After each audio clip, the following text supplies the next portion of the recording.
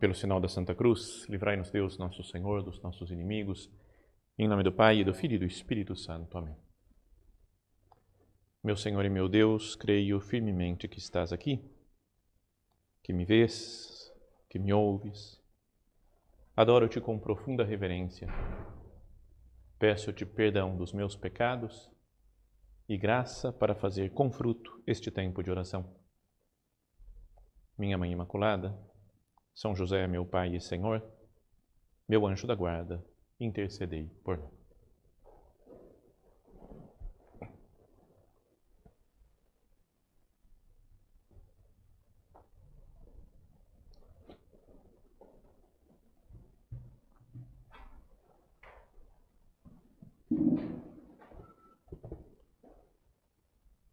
Como nas séries de televisão, né, que muita gente assiste, é a grande moda do momento, né, acho que mais do que até assistir filmes ou cinema, né, o povo atualmente, na atualidade, assiste mais séries, e as séries são compostas, né, de temporadas, né, e cada temporada tem um número X de episódios. Diria que nós também, né, nós estamos nessa série sobre os desconhecidos da Bíblia, especialmente do Antigo Testamento. E diria que essa meditação de agora é me falaram que chama assim, season finale, que é o último episódio dessa primeira temporada da série Desconhecidos. Depois a gente dá um intervalo, vamos falar de outras coisas. Tinha pensado em fazer uma série sobre os Salmos, para que nós aprendêssemos a meditar com os Salmos, né? Lêssemos, entendêssemos melhor um pouco o que significam os Salmos dentro da Sagrada Escritura, e depois, mais para frente, voltamos a outros desconhecidos. Mas foram já com 15 episódios dessa primeira temporada, então acho que está de bom tamanho. Depois a gente retorna.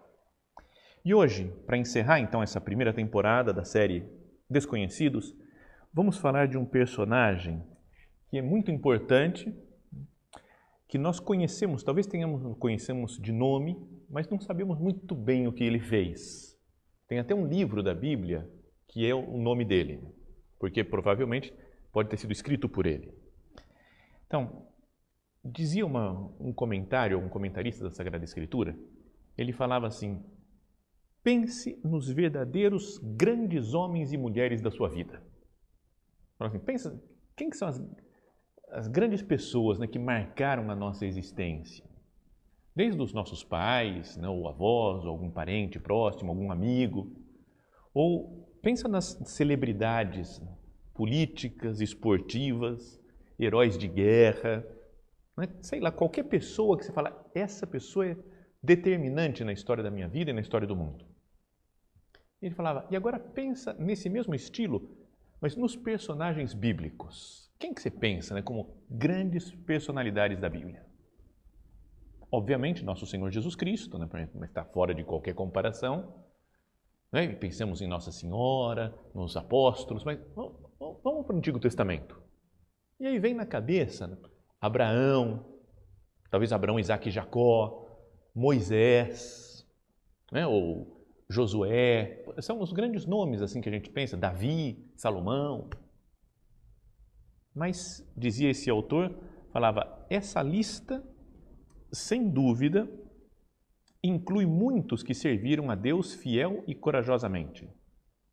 Mas ele falava, a sua lista inclui Esdras. E você fala, cara, nem me passou pela cabeça, né? O Esdras. E ele fala, longe de ser bem conhecido, esse homem desconhecido de Deus merece ser mencionado em qualquer discussão sobre a grandeza dos personagens da Bíblia. Porque foi um homem muito importante. Então vamos falar quem era o Esdras. Dizia, tem um livro que se chama Livro de Esdras. Tem 10 capítulos, é breve. Então lá talvez tenha sido escrito por ele mesmo, mas fala sobre ele. E no livro seguinte, que é o livro de Neemias, que era um governador da época, também se fala muito do Esdras. Talvez alguns dizem que até o próprio livro de Neemias tenha sido escrito pelo Esdras. O que ele era? Então era, primeiro, um sacerdote muito provavelmente descendente do Sadoc. Lembra que a gente falou do Sadoc? Que é até o hino da Champions League, tem esse nome, né? É um hino lá que cita o nome do Sadoc. Então era descendente do Sadoc, talvez descendente do Arão também, irmão de Moisés. Então um homem importante. Além de ser um sacerdote, era um escriba, que significa um homem muito conhecedor, né? Conhecia a fundo a lei de Deus, a palavra de Deus, né? As Sagradas Escrituras. Um grande líder natural, ele era, né? Tinha uma liderança sobre as outras pessoas. E dizem até que ele escreveu outros livros, né? O livro das crônicas que tem na Bíblia, por exemplo, que parece que ele foi quem juntou, pegou outros sábios para juntar e falar o que é, afinal de contas, palavra de Deus, o que é a Sagrada Escritura.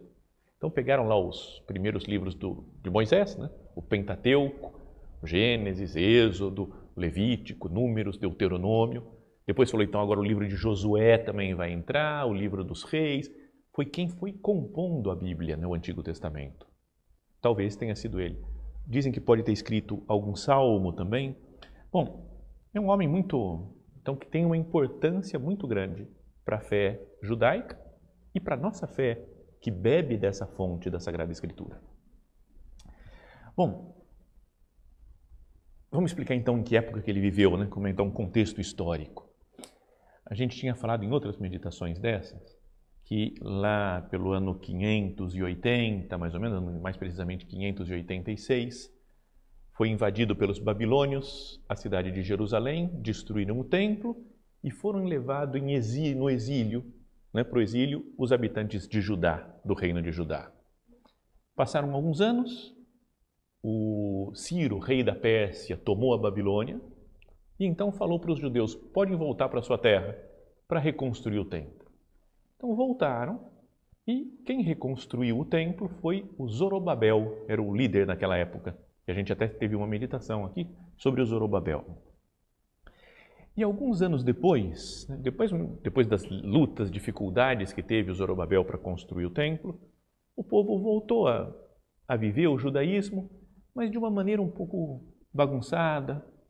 Né? Eles tinham o que os babilônios faziam às vezes, né? E os assírios também, era quando eles tiravam o povo da sua terra, eles colocaram outro povo para morar lá naquela terra. Então, quando os judeus chegaram de volta, né, na região de Judá, tinham pessoas de outras religiões, de outros povos, outras raças.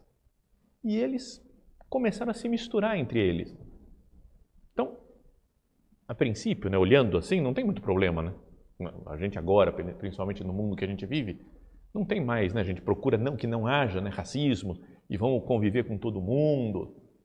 Mas na época, não vamos nos misturar com as pessoas de outra religião, de outra fé, porque acabavam, às vezes, casando com mulheres de outras religiões e acabavam adorando os deuses que não eram o Deus de Israel. Então a situação estava complicada. Bom, explicando aqui a história, diz então que uns 80 anos depois do Zorobabel ter lá começado a reconstruir o templo, Esdras voltou para Judá com cerca de 2.000 homens e suas famílias. Então ele estava lá na Babilônia e foi entrando em Judá.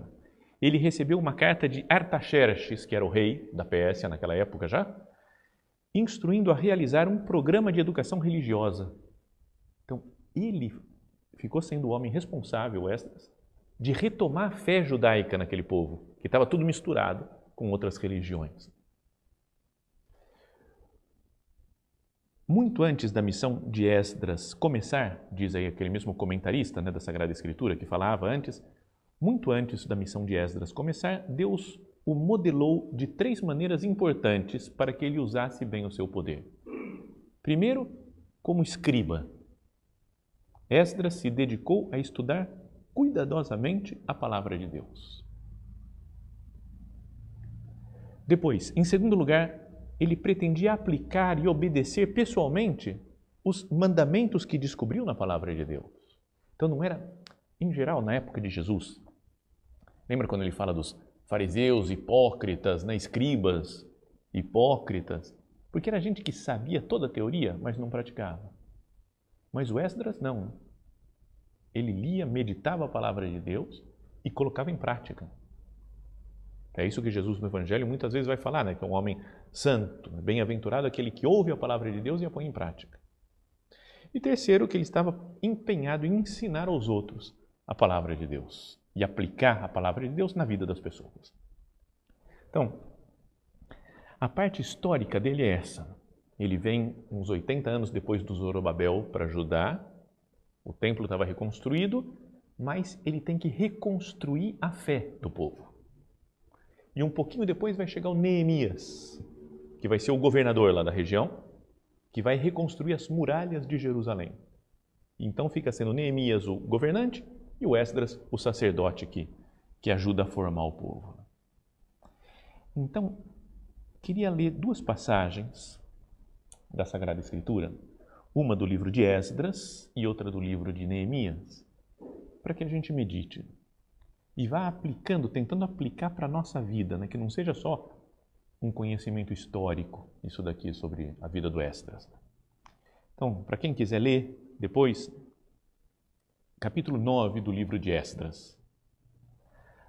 Fala assim que os notáveis se apresentaram a mim, o Esdras escrevendo, dizendo: os israelitas, mesmo os sacerdotes e levitas, não evitaram o contato com as populações de origem estrangeira e imitaram os costumes detestáveis dos cananeus, dos heteus, dos ferezeus, dos jebuseus, dos amonitas, dos moabitas, dos egípcios e dos amorreus. Ou seja, estava uma confusão, tinha gente de tudo que era povo lá.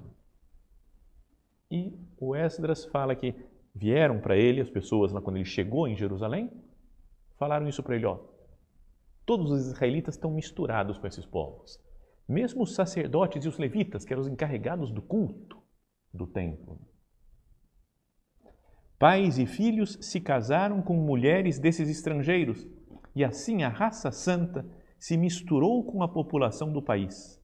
E os notáveis e funcionários foram os primeiros a dar mau exemplo. Então, agora, se a gente lê literalmente isso, fala, tudo bem, é uma mania que os judeus tinham, achavam que eles eram a raça santa, não misturaram com outro, e daí, né? Não dá tanta importância. Mas vamos procurar pensar em um sentido espiritual para essa passagem da Sagrada Escritura. Não é verdade que nós, os cristãos, a igreja, somos um povo de gente marcada por Deus, com o selo do batismo que nos transforma em filhos de Deus? E a gente acaba se misturando também com uma mentalidade pouco cristã, anticristã, uma mentalidade mundana. Fico preocupado com o meu prazer, com dinheiro, com passar perna nos outros para ganhar fama, para ter glória. Então entenda nisso daqui, esse texto da Sagrada Escritura, num sentido espiritual. E isso a começar, fala aqui, os sacerdotes e levitas. Pensa na própria igreja, fala, meu Deus, a sua igreja, Jesus. E pessoas importantes na igreja que deveriam dar exemplo. E pessoas que deveriam ser exemplo, modelo de santidade para os outros. Às vezes se corrompem os outros. Todo o escândalo que existe, né, é uma coisa tremenda, né, de pedofilia na igreja, que não é, obviamente, só na igreja que acontece, mas acontecer, é triste com qualquer um, né, mas que um cristão, um padre, uma pessoa consagrada a Deus, faça uns pecados tão horrendos assim, ou desvio de verba, né, de dinheiro em paróquias, em dioceses. Não é algo que clama aos céus e fala, esses que deveriam dar exemplos são os primeiros a dar mau exemplo. É o que falaram para o Esdras quando ele chegou em Jerusalém. Os israelitas, mesmo os sacerdotes e levitas, não evitaram o contato com as populações de origem estrangeira. É como se falassem para nós agora, ó, os que deveriam dar exemplo, não evitaram o contato com o pecado. E continuam se contaminando com os costumes detestáveis dos cananeus, heteus, fariseus, etc. Então, Esdras diz, ao ouvir isso, rasguei minha veste e o meu manto, me arranquei o cabelo e a barba e me sentei profundamente abalado. um estilo do modo de ser dos judeus de mostrar uma tristeza profunda, uma indignação com aquilo que estava acontecendo. É o povo santo de Deus e está perdido, perdeu a noção da santidade do povo. Reuniram-se então ao meu redor todos aqueles que levavam a sério as ameaças do Deus de Israel contra a infidelidade dos repatriados do cativeiro. Deus tirou eles do cativeiro, levou para a terra santa outra vez e eles continuam pecando. Na hora do sacrifício da tarde, levantei-me da minha prostração e com as vestes e o manto rasgados, caí de joelhos, estendi as mãos para o Senhor meu Deus e disse: meu Deus, estou coberto de vergonha e confusão ao levantar a minha face para ti, porque nossas iniquidades subiram até acima de nossas cabeças e nossas faltas acumularam-se até o céu. Desde os tempos dos nossos pais até este dia, uma grande culpa pesa sobre nós, por causa das nossas iniquidades. Nós, nossos reis, nossos sacerdotes, fomos entregues às mãos dos reis estrangeiros, à espada, ao cativeiro, à pilhagem e à vergonha, como se vê ainda hoje.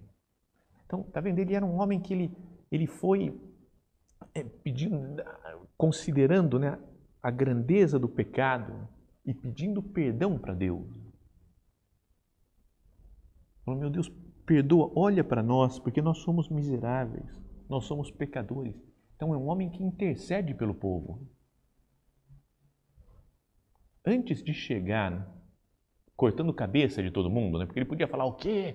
Abandonaram o Senhor Deus dos exércitos, então eu, como representante de Deus, vou matar todo mundo.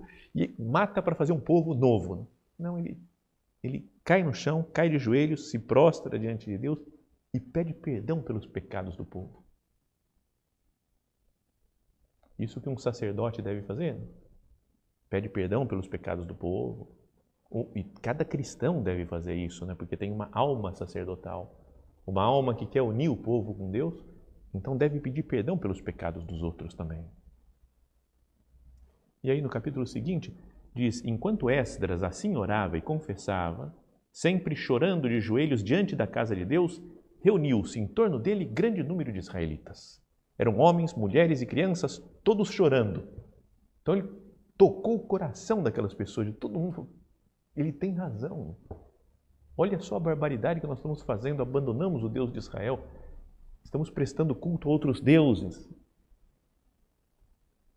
Então um deles fala, então Sequenias, filho de Jaiel, da descendência de Elã. Podíamos falar desses personagens, mas não vamos falar mais porque acabou a série, né? A primeira temporada acabou. Mas tomou a palavra e disse a Esdras: fomos infiéis a Deus, casando-nos com mulheres estrangeiras de gente desta terra. Mas apesar disso, ainda resta esperança para Israel. A gente vai mudar de vida. Né? Ele fala: agora a gente vai melhorar, não sei o quê. E falam para o Esdras: levanta-te, toma iniciativa, nós estaremos contigo, sê forte e age.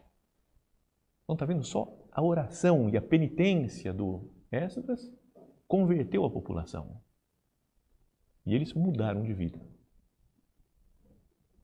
Depois passam os anos, vem o Neemias, que a gente tinha falado, né, que vem governar o povo.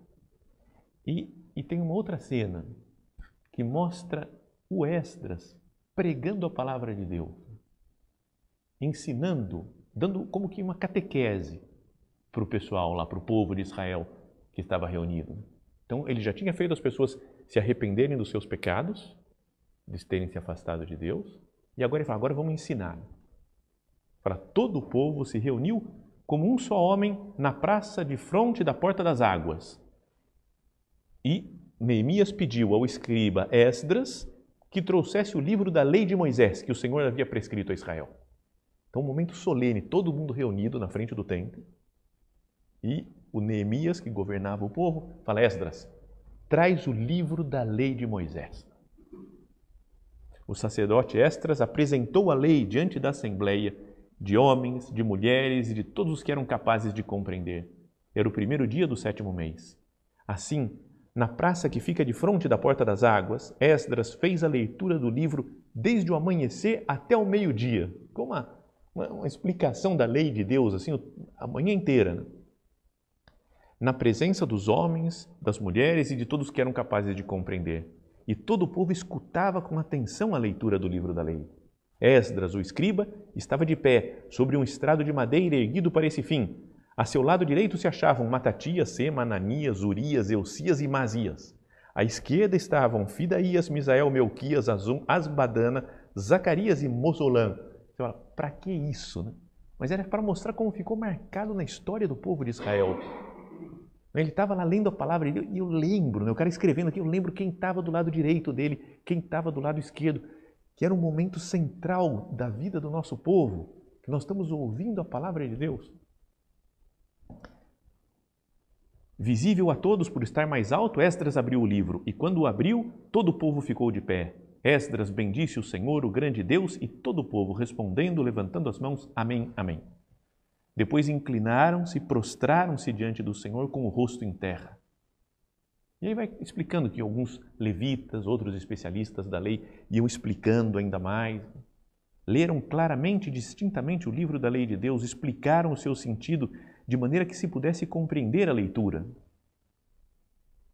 O governador Neemias, o sacerdote e escriba Esdras e os levitas que instruíram o povo disseram a todos: este é um dia consagrado ao Senhor vosso Deus. Não lamenteis nem choreis, pois todo o povo chorava ao ouvir as palavras da lei.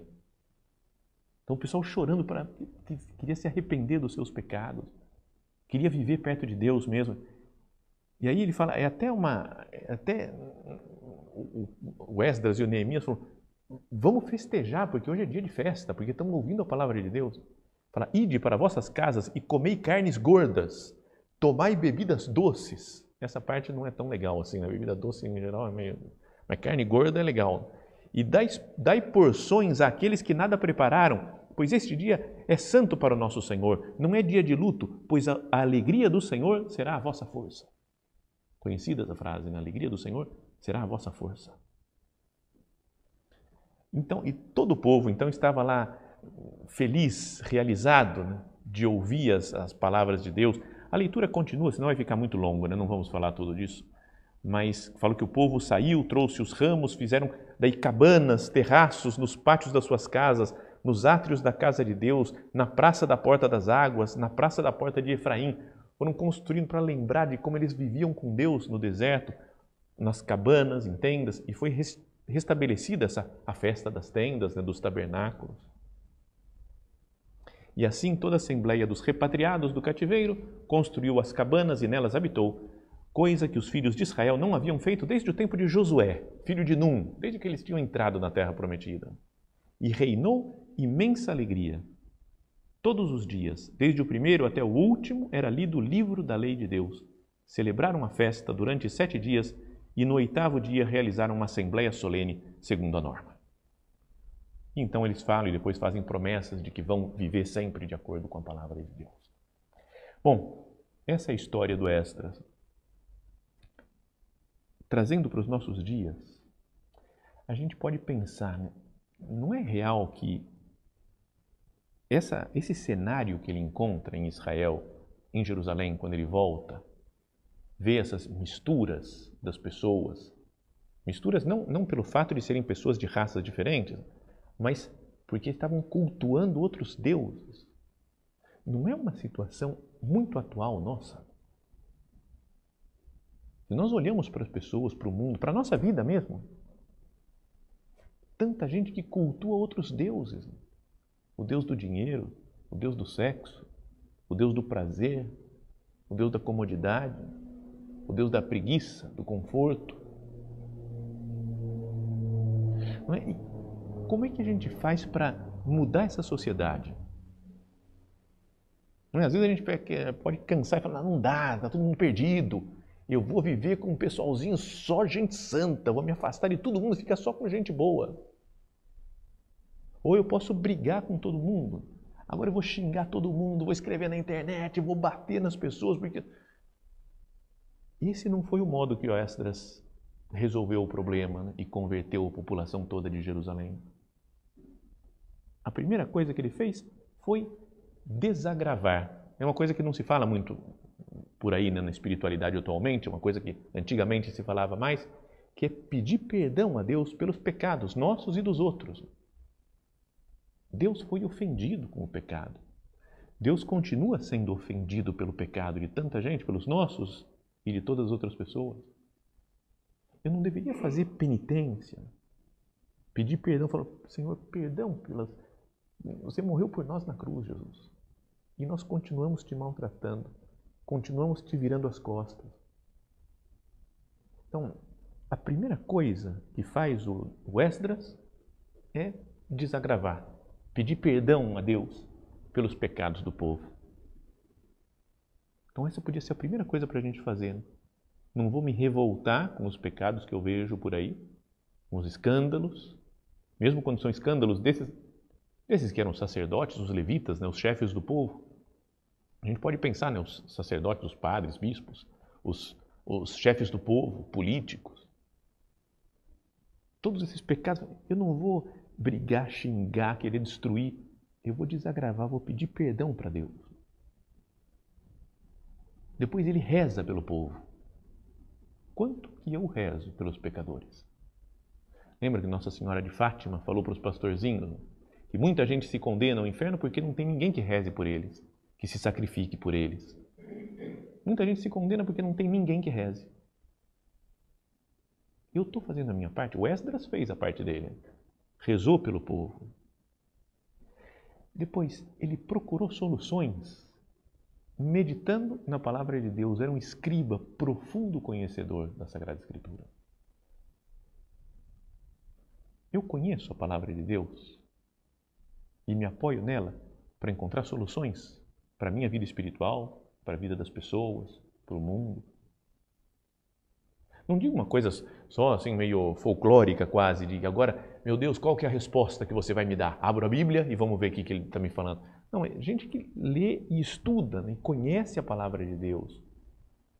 E sabe que numa parte Deus fala um negócio aqui, depois na outra parece que fala outra coisa meio contraditória. Assim, eu vou estudar, eu vou entender isso. Eu quero conhecer a palavra de Deus. Fala, esse povo aqui ficou da manhã até o meio-dia, né, a manhã inteira, lendo, estudando, perguntando, tirando dúvidas sobre a palavra de Deus. E eu quanto que me empenho por conhecer o que o Senhor nos diz. Não é porque a gente gostaria de ter soluções para o mundo, para os problemas que nós vemos. Que lugar melhor para achar do que daquilo que vem diretamente de Deus? Ele que criou o mundo. Meu Deus, você criou o mundo, você que conhece as coisas e governa a humanidade inteira. O que eu tenho que fazer? Me mostra na sua palavra. Como que eu tenho que agir? E como devo aconselhar as pessoas? E o que faz o Esdras é pregar a palavra de Deus. Isso é o que Jesus mandou fazer. Né? Ide por todo mundo, batizai a todos os povos, ensinando a observar tudo que eu vos mandei. Pregar o Evangelho. São Paulo fala, ai de mim se não evangelizar. É uma obrigação para mim. Então o Esdras, esse personagem, que é famoso, ainda que seja mais desconhecido, talvez não tanto, né? Não é conhecido como um Abraão, como um Moisés, um Davi, mas ele pode ser um grande modelo para nós, de uma pessoa que chega num mundo, numa cidade, numa região que tem um problema de falta de fé, e ele desagrava, pede perdão, reza pelo povo, procura soluções na palavra de Deus e prega essa palavra de Deus, para que as pessoas apliquem nas suas vidas. Cada cristão deveria ser uma espécie de Esdras, assim, também.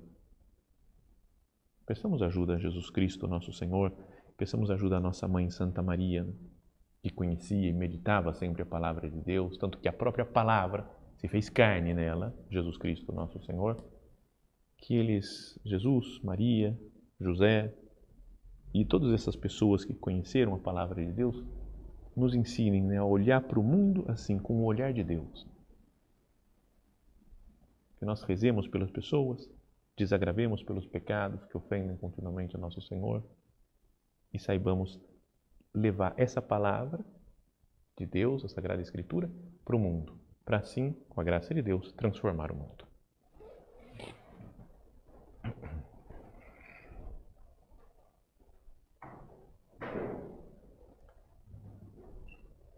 Dou-te graças, meu Deus, pelos bons propósitos, afetos e inspirações que me comunicaste nesta meditação. Peço-te ajuda para os pôr em prática.